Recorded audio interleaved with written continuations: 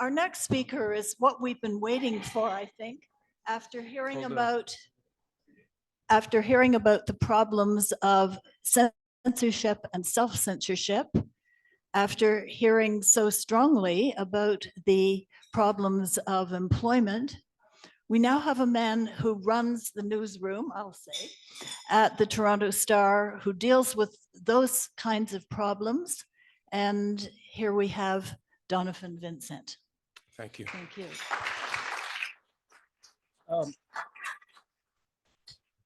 I just want to make sure I correct the comment about running the newsroom. I know the Star's editor-in-chief would be not too happy to hear that. So there's a news section, news department, and that's overseen by Anne-Marie Owens, the editor-in-chief.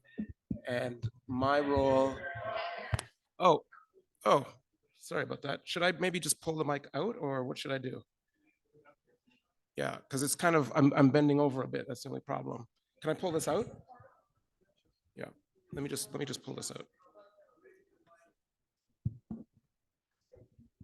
Yeah, that's much better. It's easier for me. So I just want to correct the comment that Margaret made about me running the newsroom. That's actually not the case. The editor-in-chief, Anne-Marie Owens, runs the news operation. My role is more of an oversight role. So I'm coming in oftentimes after stories have been published, and a reader has a concern about a comment, a detail in the story that they don't believe is factually correct, or that maybe there's a bias, or there's some ethical issues with that story.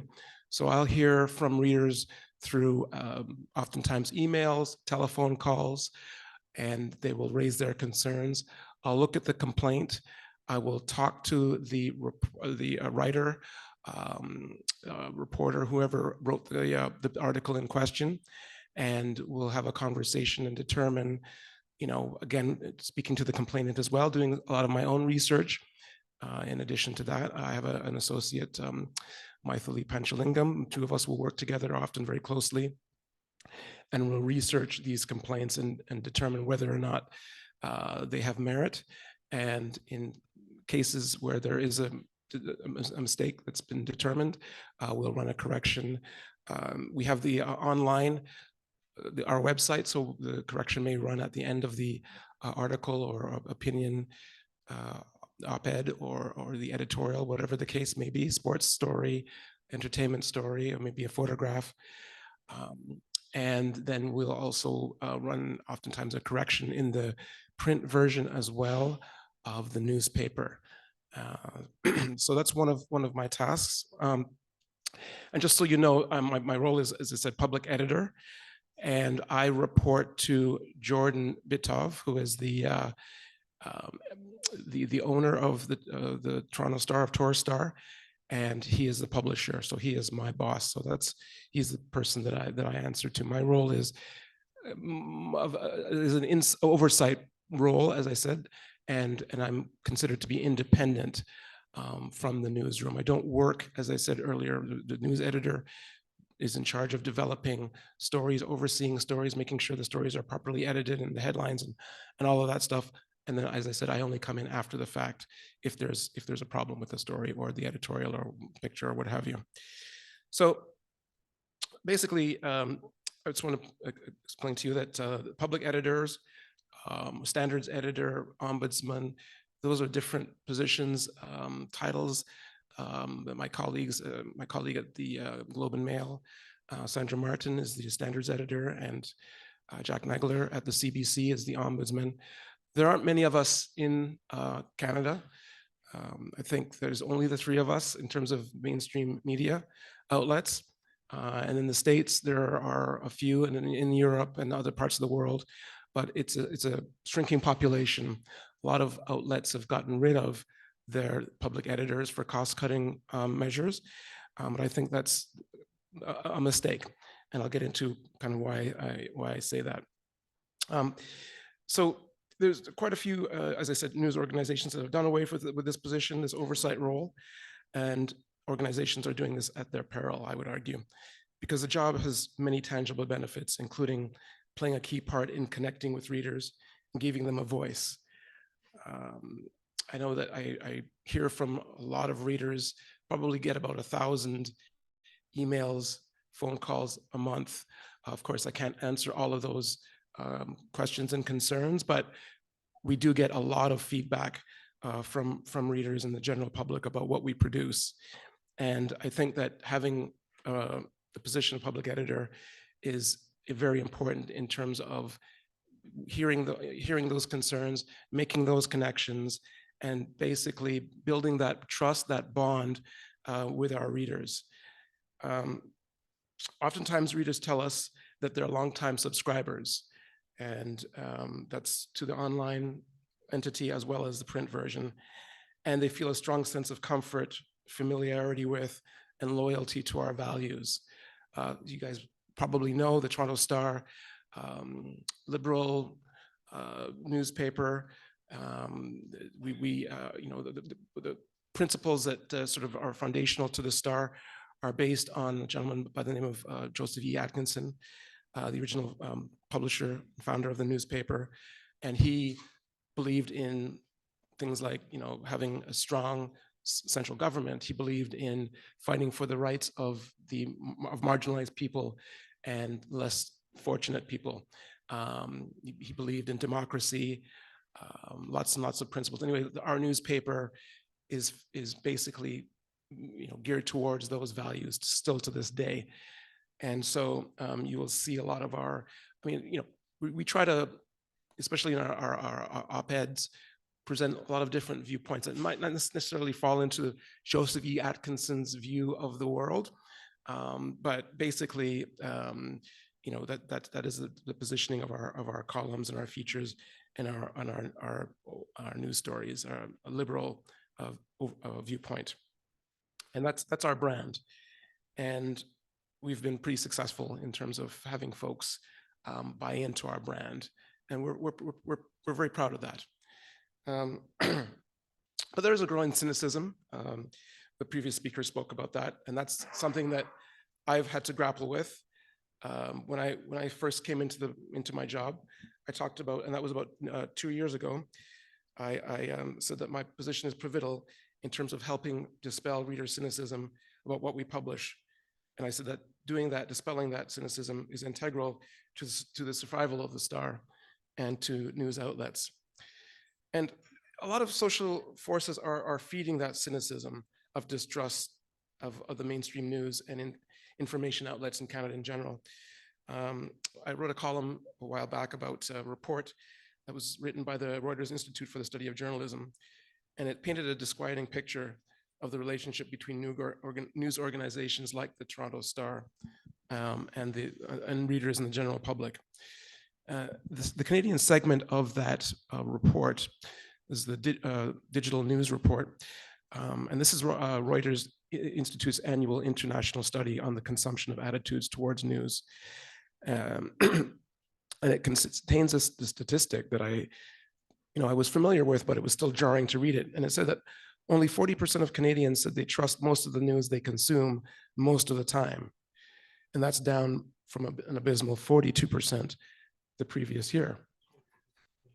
Sure thing.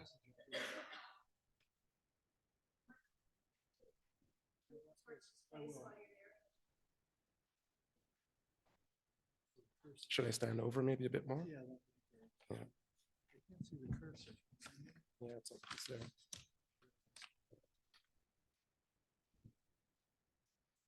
You want to hit approve, right? Oh. And so, as I was saying, I'll just repeat that stat. 40% of Canadians said they trust most of the news they consume most of the time, only 40%. And that's, again, down from an abysmal 42% the previous year. So I spoke to the experts behind the report, and they pointed to the trends that we all know about: the declining trust in big institutions overall, in business, big business and government, the education system, healthcare, science, the judiciary, media, of course. And it's anchored, these experts said, by a widespread belief that, quote, the establishment doesn't care about us. And another factor that's feeding this cynicism is polarization among us. There are divided lines over race, over culture, language, income, political affiliation. And this is exacerbating the problem as well, one of the experts mentioned. So how do we counter this? Well, it's basically, in terms of my position, vigorously upholding standards of accuracy, balance, fairness, and transparency, and explaining to readers how we do our job. Our Torstar Journalistic Standards Guide clearly spells out the principles that lie at the heart of my job as public editor. The guide says in part, ethical journalism is the foundation of Torstar News Organization's integrity and is essential to our credibility with our audiences. Accuracy, fairness, and quality journalism have long been critical to our newsrooms and are especially so in this digital media ecosystem where trust and transparency matter more than ever. Another line in the guide that always sort of sticks in my brain says that fair news reports provide relevant context. Do not omit relevant facts and aim to be honest with readers about what we know and what we do not know. And there's that important word, facts. In my first column as public editor, I wrote that facts are so germane at this seemingly existential point in time when misinformation and conspiracy theories can metastasize in ways that feel threatening to our very democracy. So my job also provides a channel for readers to air their complaints about the Star's journalism, as I was saying earlier. And those complaints may relate to our news reports, sports, entertainment stories, features, headlines, subheadlines, photos, photo cut lines, even lifestyle elements like crossword puzzles and comics. We get a lot of complaints when we blow our crosswords. And as a sidebar, we also, I hear, since I've been in my position, I hear a lot of complaints about our headlines, especially headlines that are atop contentious newspaper stories covering events unfolding overseas. The space in the paper is limited to a number of columns. So we have to be especially careful that our headlines capture news events as effectively and responsibly as possible. And this can be a challenge, of course, because of those space limitations. Online articles are easier in this regard because there's more space to provide longer headlines. But this also can create some tension because not all our readers see stories on our website, and some are only print subscribers. So we can't just say, well, yes, maybe that headline didn't capture the full essence of that story, but look at our online piece. But as I said, we hear back from readers who say, well, I only read the print version of the paper. So we always have to kind of keep that in mind, that reality in mind. My role also provides an avenue where readers can ask questions and gain insights into how we do our job at the Star. This demystification can also help bring readers closer to our craft, as I was pointing out earlier. Again, it's about breaking down barriers that breed mistrust and turn readers away. And I have a column, my column appears several times a month, where I often take a deep dive into Star stories where our readers have complained about or raised questions about the story that has appeared in the paper. And I can provide an example, and that was our news reports and feature stories on, and opinion pieces as well on John Tory's affair with a staffer, a bombshell exclusive that led to his subsequent decision to leave office. Our reporters on the story receive fairly nasty verbal abuse and hate, a lot of it by email. One of the, I heard somebody say, yes, yes. One of the comments was, watch your back, quote unquote. A fairly sinister sounding letter from a reader who was threatening one of our City Hall reporters covering the scandal. Another writer had this colorful missive, and excuse my language. Are you proud of yourself, hiding under politicians' bed to see who they're effing? I won't say the full word. She later added, why should anyone care who is effing whom? So we were accused of setting out to target the mayor and to, quote, bring him down. So in my column, I explained that that wasn't our motivation. That's not what we set out to do. We received a legitimate tip from a source, and we looked into that tip. And as any responsible news outlet would do, we pursued the story. And of course, given the mayor's position of power, that made the story even that more germane. But, you know, a lot of folks talked about the issue of the mayor's privacy and, you know, what right did we have delving into his private life? And we actually have in our journalistic code of conduct, there's a provision, there's a line in there where we talk about privacy. And it says that while every person has the right to privacy, there are inevitable conflicts between the right to privacy, the public good, and the right of the public to be informed about the conduct of public affairs. Pardon me here, just turn the page. So our editor-in-chief, Anne-Marie Owens, she put it well. I spoke to her for my column, and she had a really very thoughtful line. And she told me, she said that, you know, politicians such as Tory are entitled to their privacy, and this is a boundary that the Star respects. But there are times when private affairs become public concerns. You know, echoing the line from our standards guide. She said, when we received a tip that Tory was in a relationship with a woman who had worked in his office and had traveled on several publicly funded trips with him, we felt compelled to investigate. So the issue was not the extramarital affair in and of itself, that was a private matter, but it was the ethics of a relationship between the mayor and one of his subordinates. An extended affair with a junior advisor raises questions about an imbalance of power and the mayor's conduct and judgment while in office. And politicians in particular are and should be held to a higher standard of professional ethics.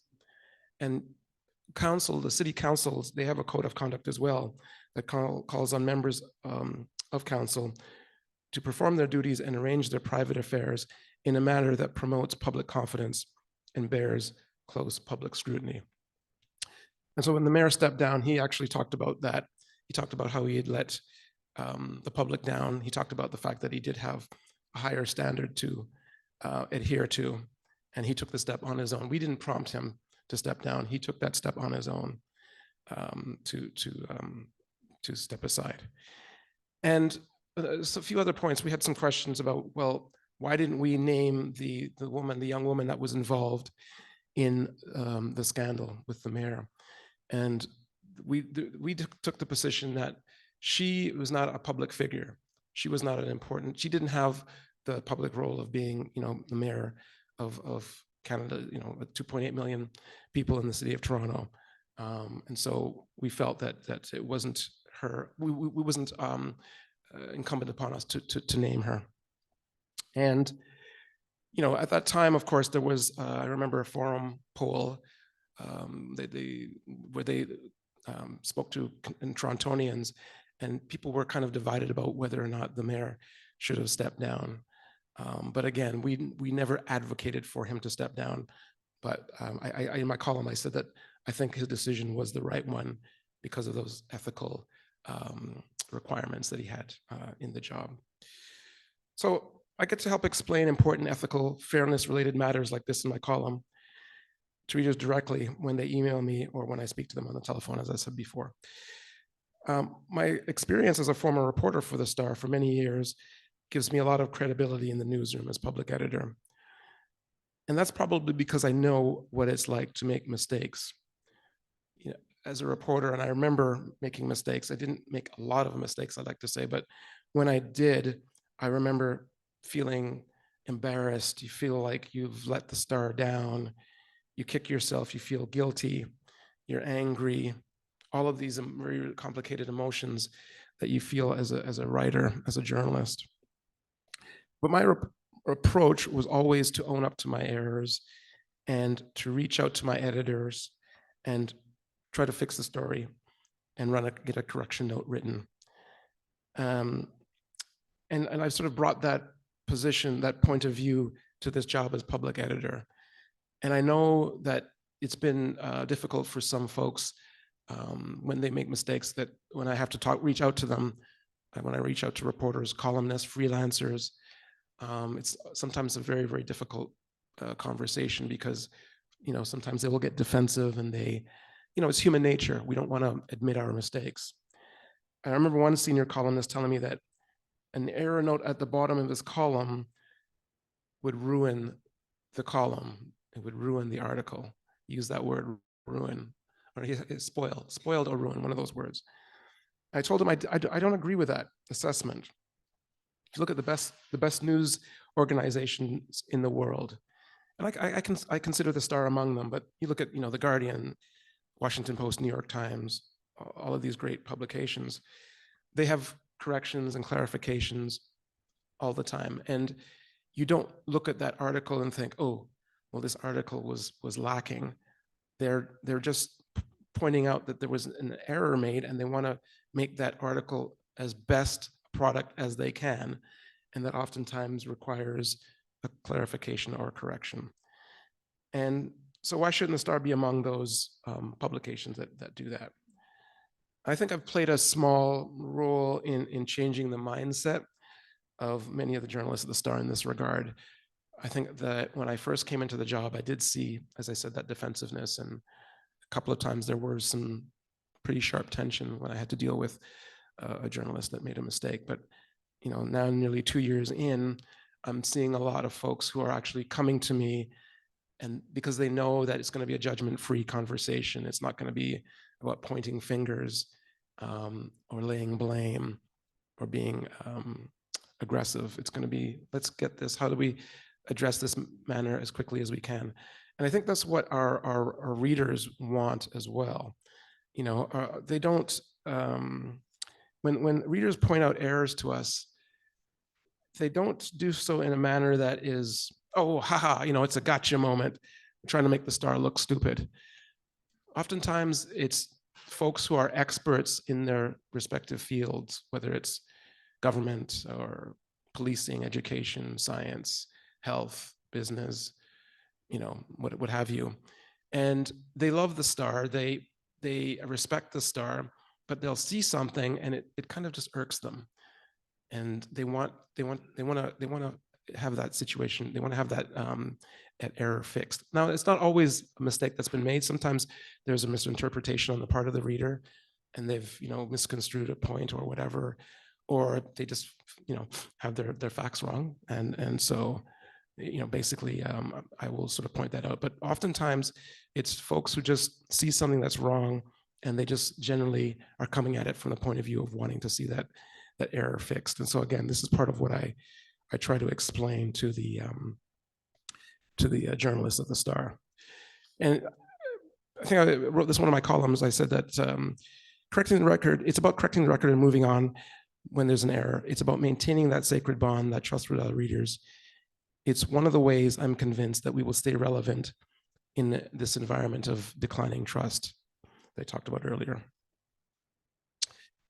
And so our readers, when they spot a mistake, as I said, it's a topic that they know well, and I've made all those points and we run the correction. Another big part of my job is ensuring that the Star remains a forum for discourse that falls into what we describe as community standards. I get a lot of complaints from readers about, well, why didn't we allow this type of article to be written or this type of point of view to be written? And I get this a lot when we hear commentary about our reader comments. The Star, going back about 10 years or so, we began to open our articles to comments from readers. And this was seen as a way to connect with readers and to provide a lively forum of ideas. Unfortunately, what ended up happening was we got a lot of just really horrible comments that people were making that oftentimes didn't even necessarily pertain to the article at hand. Things degenerated into what one of my colleagues described as a gong show, where folks just feeling that they're entitled to say whatever, they would insult the writer or they would insult another commenter. And you would see this oftentimes with stories that dealt with topics like the Middle East, stories around race, Black Lives Matter, Aboriginal issues, any issues necessarily that maybe pertain to questions, LGBTQ questions, identity issues. And so then we tried to change things where we brought in a moderator, and we used an automated system to also assist with that. But again, on certain topics, things would just fly off the rails, and again, you would see some really awful commentary. And people will say, well, that's my right.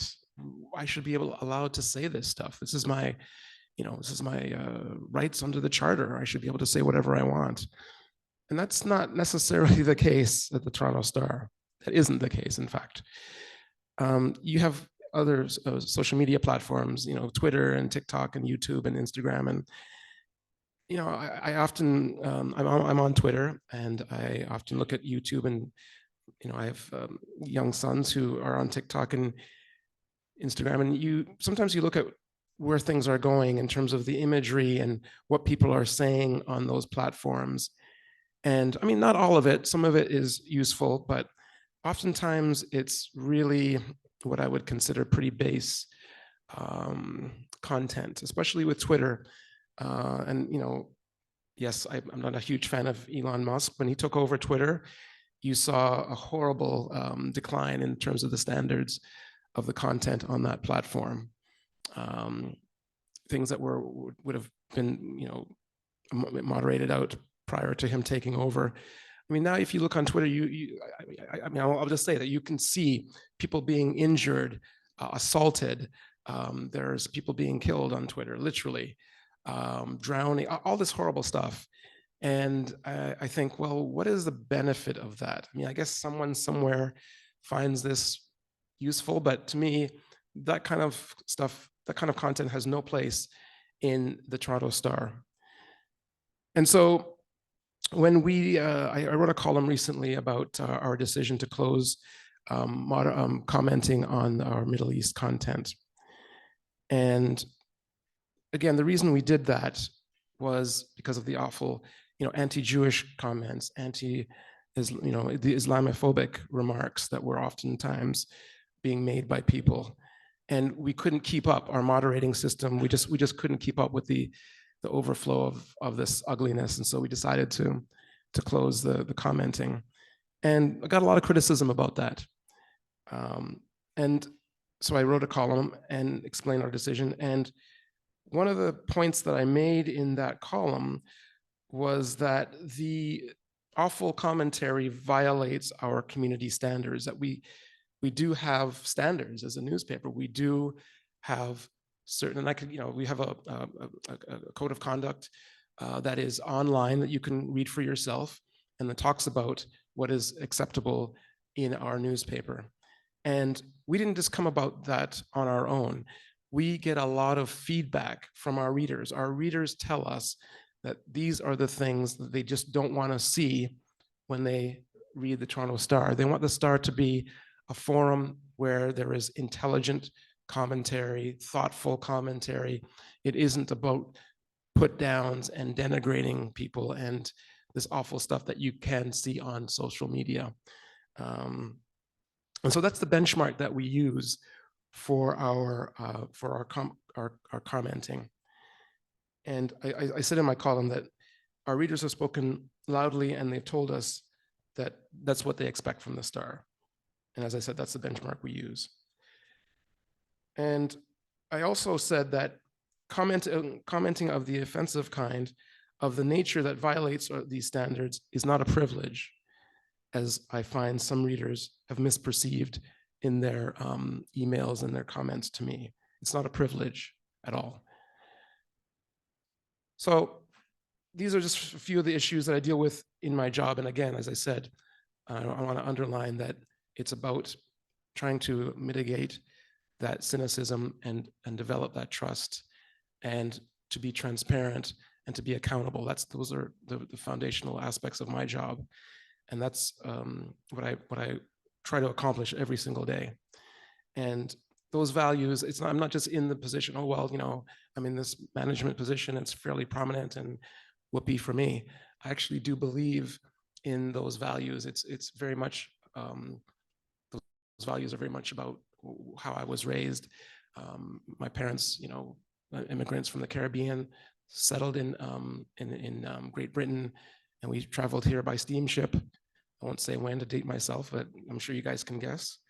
But my parents, you know, were major, you know, they were star readers. I delivered the Toronto Star as a young person, and I'd sit down at the dinner table with my mom and dad, and we would talk about ethics and values and politics and standards and how to be a good person and how you talk to people respectfully. And so a lot of those values that I was taught growing up and through my education system and through my network of friends and family and whatnot, I believe I bring those values to this job. And, you know, some people think, oh, it's corny. Oh, come on, you know, it's motherhood stuff, you know, like give us a break. But, you know, I firmly believe in in my job and what I stand for. And that's why I really enjoy what I do. And so that's pretty well kind of it, I think.